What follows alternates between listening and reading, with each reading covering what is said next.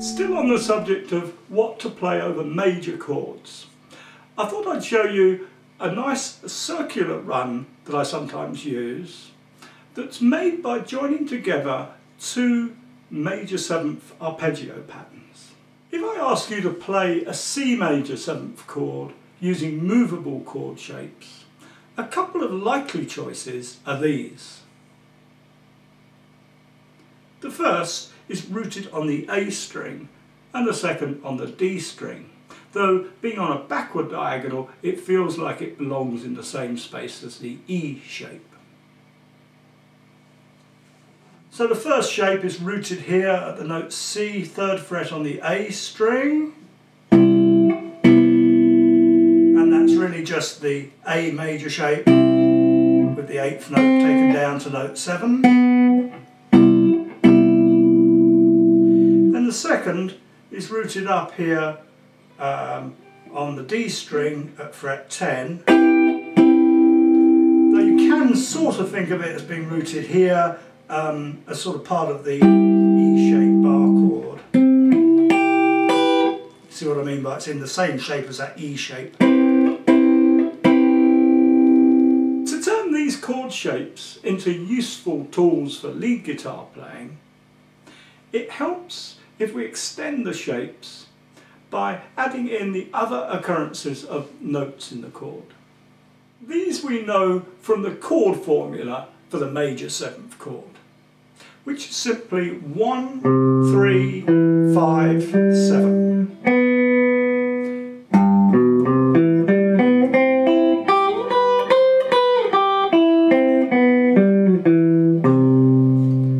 I'll come back to the detail in a second, but first take a look at the diagram.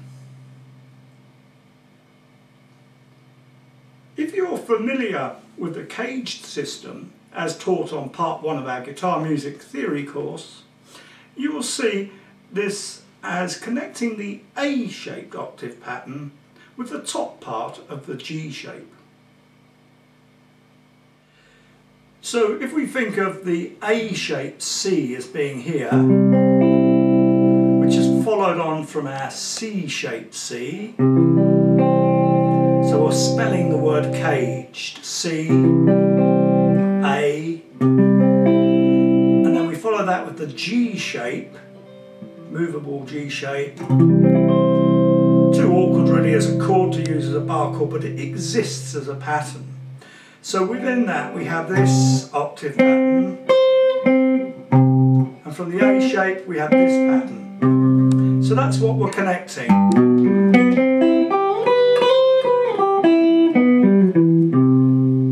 So, starting at fret 3 on the bottom string, the 5th note of the scale of C in this case, we play that because we can, it's accessible to us, so we might as well use it.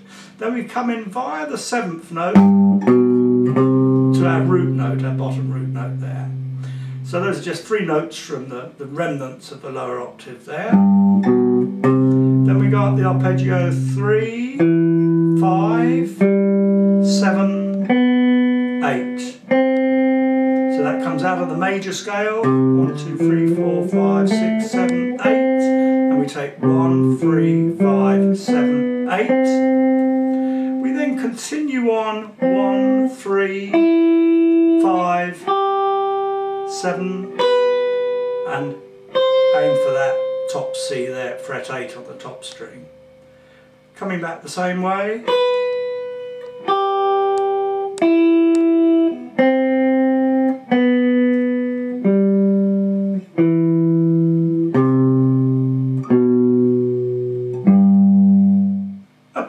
Of the trick to using this run to play nice smooth lead lines is to focus in on using the semitone gap between the root note and note 7 in each octave, and exploit this using slides, hammer-ons and pull-offs. So by the semitone gap I mean here we've got our root note and there's note 7, a semitone lower.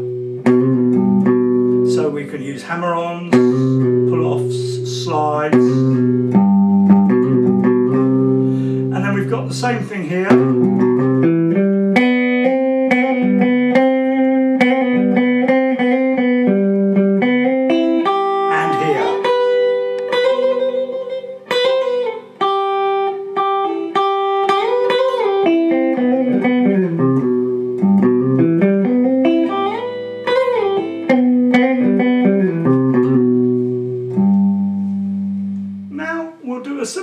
with the other shape.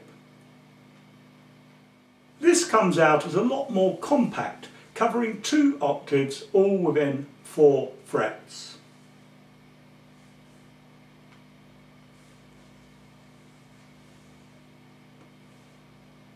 So starting here at fret 7 on the first finger, there's our bottom root, 3rd, 5th, 7th, top root, 3rd, 5th, 7th, and the very top root. And again, by focusing in on the gaps between the root and the 7th note, and using technique, we can quickly learn to fly around this shape.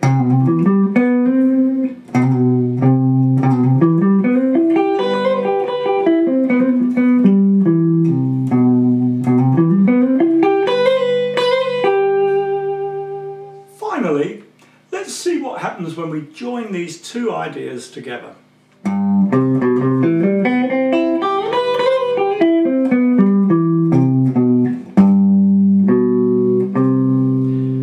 Work our way up the A string rooted pattern, down the D string rooted pattern, and then by aiming for the 5th note here, link back to the beginning of our run, thus creating a circular pattern. Once you've practiced this enough to gain some familiarity and fluency with it, I recommend using it over a pair of chords a 4th apart. For example, from C up to F. So if we start on C with what we've just been working on,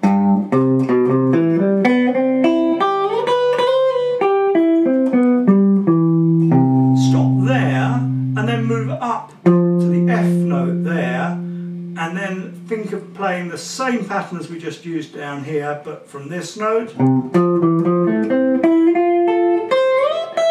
And then we can run down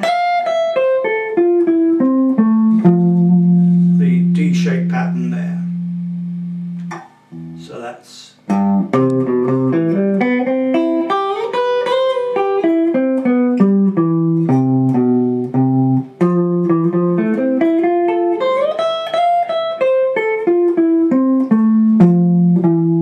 To help you, I've made a backing track loosely based on the Rolling Stones song "You Can't Always Get What You Want." I'll play out with that now by way of a demo, and you should be able to find the link to that backing track beneath the video screen, as well as a link to the printout of the rhythm chart for when you're ready to give this a go. In the next lesson, we'll look at taking a similar approach to minor chords. If you found this little video interesting, please click on the like button if there is one, or leave a comment, and do feel free to share the video with your friends. And if you'd like to gain full access to all our guitar teaching materials, please visit the Secret Guitar Teacher site and take a free look round at what's available there. See you again soon.